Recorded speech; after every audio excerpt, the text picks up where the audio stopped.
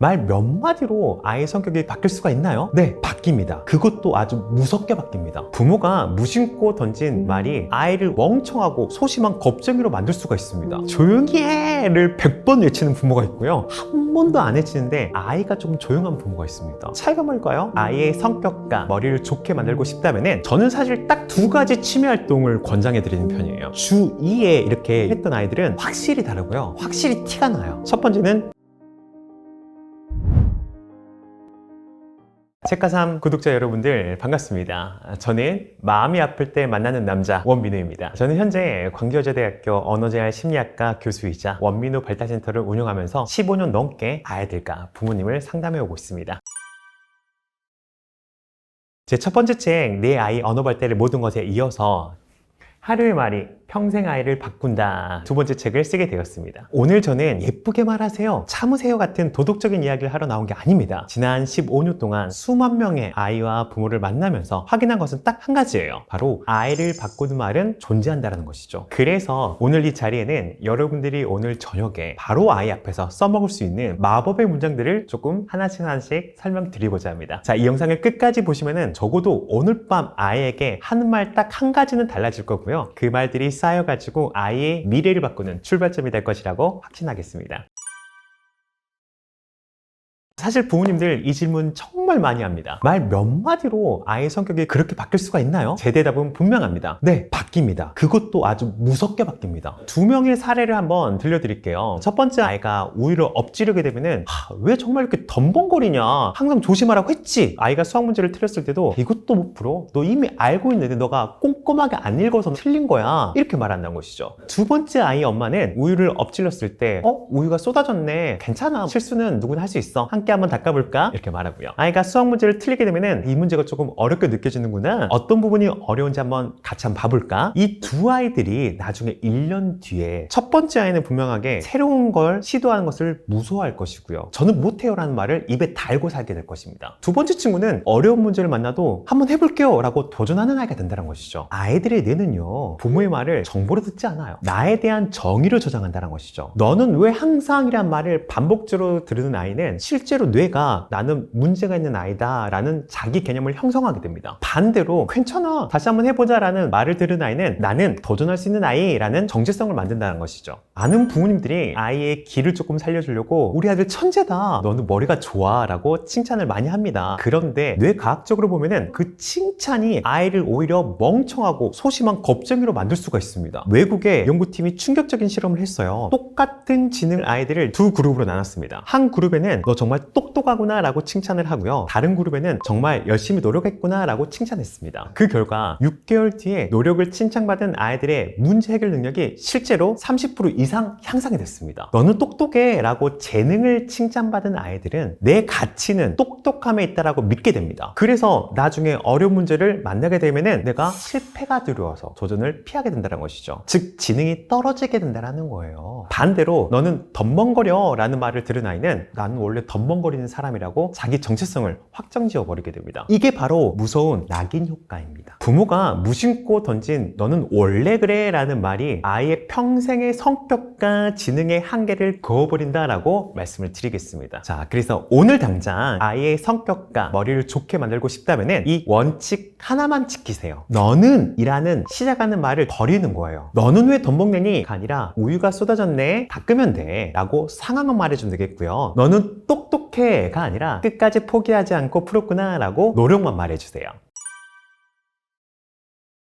저는 사실 딱 두 가지 취미 활동을 권장해 드리는 편이에요. 첫 번째는 요리입니다. 왜 좋냐면은 너무나 대화할 거리가 무궁무진하거든요. 아이가 요리 만들면서 순서라든지 이 요리 먹었을 때 맛의 느낌이라든지 학습적인 것도 괜찮습니다. 과학적인 것들, 뭐 반죽이 부푼 이유는 뭘까? 수학도 되겠죠? 계량, 비율을 얼마나 줘야 될까? 같이 부모랑 협력하는 것도 되겠고요. 그리고 창의력도 발달이 됩니다. 이때 이렇게 대화를 하시라는 것이죠. 계란이 왜 익을까? 야, 여기 설탕을 더 넣으면 어떻게 될까? 너가 만들고 싶은 요리는 뭐야? 실제 제 책에도 이걸 사례를 넣었는데 주 2에 이렇게 요리를 했던 아이들은 확실하게 1년 뒤에 어휘력 자체가 30% 이상 증가가 됐다는 거예요. 두 번째는 보드게임입니다. 사실 심리 치료 접근법에서 미술 심리, 놀이 심리, 푸드 아트 심리 여러 가지가 있는데 저는 조금 놀이 심리를 많이 좀 강조를 하는 것 같아요. 왜냐? 사실 놀이는 인생이 그대로 담겨 있어요.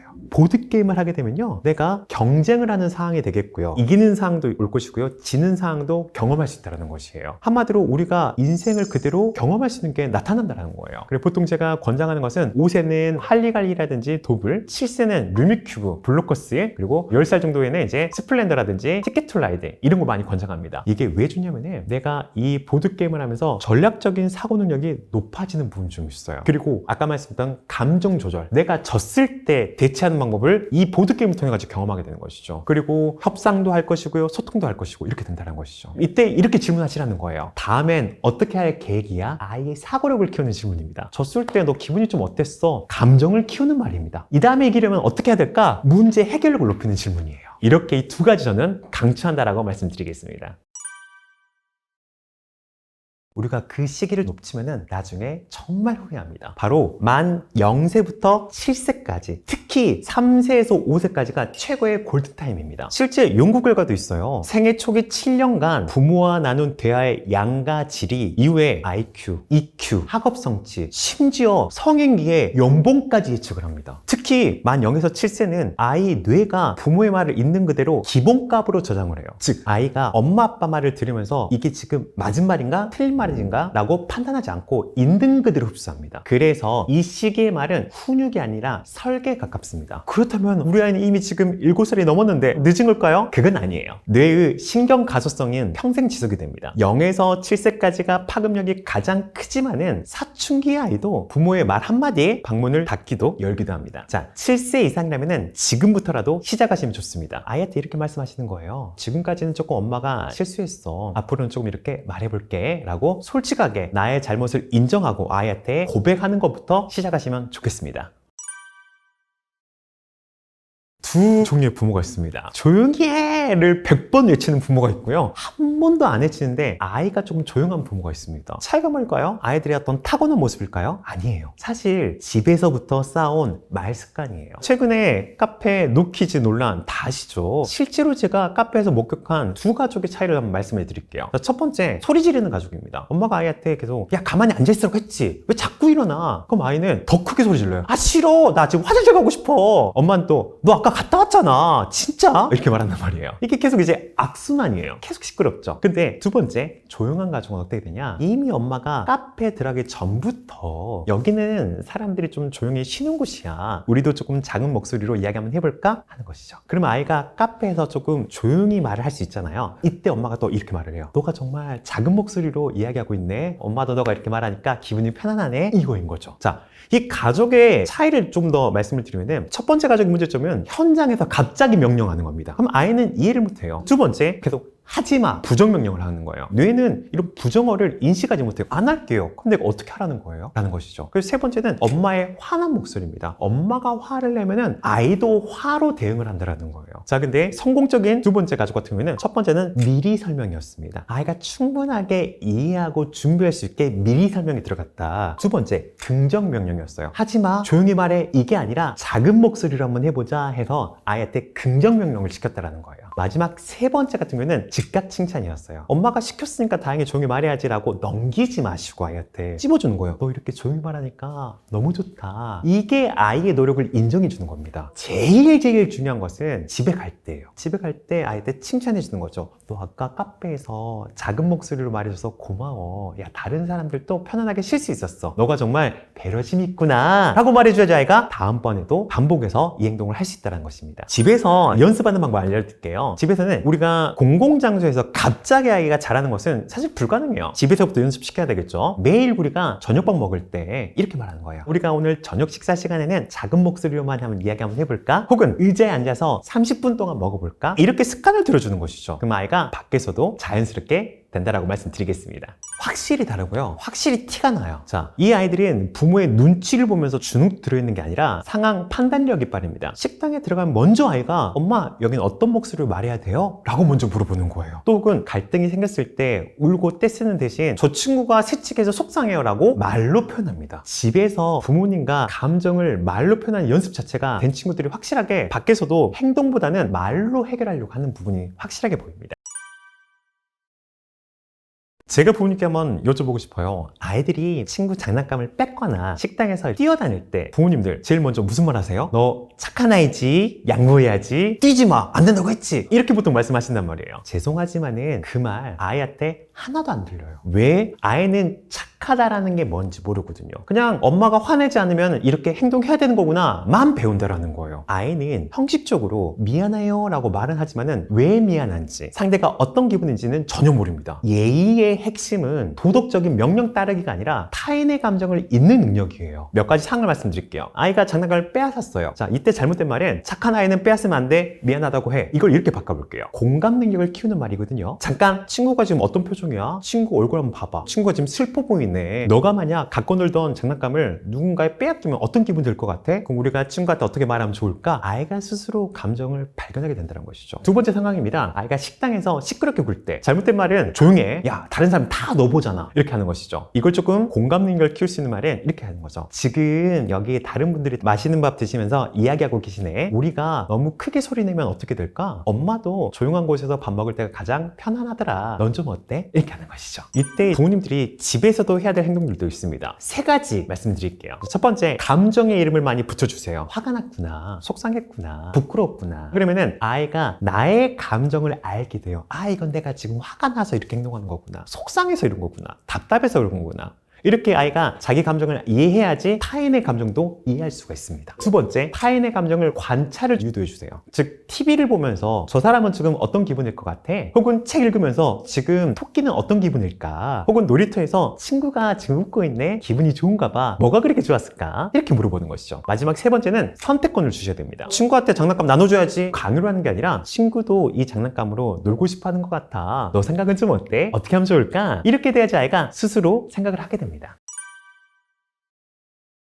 진짜 부모님들 쫓아다니면서 말리고 싶은 탑 5위가 있습니다. 5위는 빨리빨리. 아이한테 계속 조급함을 강요합니다. 빨리 먹어, 빨리 입어, 빨리 해. 이게 왜 안 좋냐? 빨리라는 말 때문에 대체 이걸 왜 해야 되는지에 대한 내적 동기가 안 생긴다라는 거예요. 그냥 빨리 하는 거예요. 왜 해야 되는지 모르고. 두 번째는 아이 자체의 불안과 스트레스가 증가하겠죠. 아이가 나중에 빨리 못하게 되는 상황이 되면은 아이가 쉽게 포기해버린다는 것이죠. 즉, 한마디로 내면 동기가 소실되겠고요. 그리고 완벽주의, 외부 압력에만 반응하게 된다라고 말씀드리겠습니다. 자, 4위는 부정명령을 반복하는 거예요. 안 돼, 하지 마, 울지 마. 이렇게 표현하게 되면은 아이는 감정만 억압되는 거예요. 그만해 가면은, 그만하면은 이걸 어떻게 하라는 거에 대한 대안이 없다라는 것이죠. 다시 말씀드리지만은 뇌 자체는 부정어 인식이 조금 약해요. 예를 들어 진짜 이런 실험이 있었어요. 사람들한테 분홍 코끼리를 생각하지 마세요 하니까 무조건 머릿속에 분홍 코끼리가 떠오른단 말이에요. 하지만은 인지가 잘 안 된다는 것이죠. 한마디로 아이한테 천천히 내려와, 우리가 이렇게 한번 해보자 라고 구체적인 행동을 말해줘야 됩니다. 3위는 뭐뭐처럼 한번 해봐, 오빠처럼 해봐, 형아처럼 해봐, 친구처럼 해봐. 즉 무슨 말이에요? 비교하는 말이에요. 야, 너 동생도 하잖아, 왜 너는 안 해? 야, 옆집 친구는 벌써 다 했대. 엄마는 어릴 때 안 그랬었는데 왜 너는? 이런 말이잖아요. 비교하는 말은 아이의 열등감의 시작입니다. 물론 그 마음 자체가 아이한테 이거 좀 해봤으면 좋겠어 라는 마음 때문에 압박 주는데, 이게 자체가 아이의 자존감을 파괴시킵니다. 그리고 그 친구와 비교받았던 형제의 관계가 더 악화가 된다는 것이죠. 그래서 이런 비교를 많이 듣는 아이는 새로운 시도를 좀 두려워하고 회피하게 됩니다. 이렇게 좀 바꿔볼게요. 실제 저희 같은 경우에 이제 그림 검사라는 걸 하게 돼요. 그림 검사하면 아이들한테 집, 나무, 사람을 그리라고 하거든요. 그럼 아이들이 집과 나무는 잘 그려요. 사람 그려봐 하면 아이가 전 사람을 잘 못 그리는데요, 이렇게 말을 한단 말이에요. 그럼 제가 야, 다른 친구도 그러니까 너도 그려봐, 이렇게 말하는 게 아니라 집과 나무도 그렸으니까 사람도 해볼 수 있을 거야, 이거인 거죠. 한마디로 외적 비교가 아니라 내적 비교하라는 거예요. 어제의 너보다 오늘도 발전이 되었네 라는 말로 바꿔주는 게 좋습니다. 2위는 너 때문에 엄마가, 즉 아이한테 죄책감을 조장하는 거 말하는 거예요. 너 때문에 엄마가 늦었잖아. 야, 너가 그렇게 행동하니까 엄마가 아프지. 엄마 좀 속 좀 썩이지 마. 이 말이 왜 위험해요? 아이한테 과도한 책임감이라든지 과도한 죄책감을 주는 거예요. 나 때문에 엄마가 저렇게 힘들어하는 사람이 됐구나. 즉 내가 나쁜 사람이구나. 자기인식이 된다는 것이죠. 그러니까 아이가 어떻게 되겠어요? 엄마를 눈치 보는 아이가 된다는 거예요. 실제 연구 결과가 있는데, 너 때문에 라는 말을 많이 들었던 친구들이 확실하게 우울증이 3배 이상 증가가 됐다는 거예요. 1위입니다. 이거 진짜 이거 안 하셔야 돼요. 너 원래 이런 아이잖아. 겁니다. 너 원래 착한 아이잖아. 너 원래 똑똑한 아이잖아. 너 원래 소심해. 이런 거 있잖아요. 이렇게 말하면은 내 입으로 아이를 한 틀에 가둬 버립니다. 그럼 아이가 이 틀에 벗어나는 행동은 내 정체성이 혼란되는 거예요. 예를 들어서 아이한테 너 정말 똑똑하구나 하면은 내가 똑똑하지 않은 상황은 내가 아니게 된 거예요. 이번엔 열심히 노력을 했네. 결과보다는 노력을 칭찬하겠고, 처음엔 어려울 수 있어. 천천히 한번 해보자. 이렇게 아이한테 소심한 것을 소심하다 말하지 않고 노력하는 행동으로 바꿔주는 게 좋다라고 말씀드리겠습니다.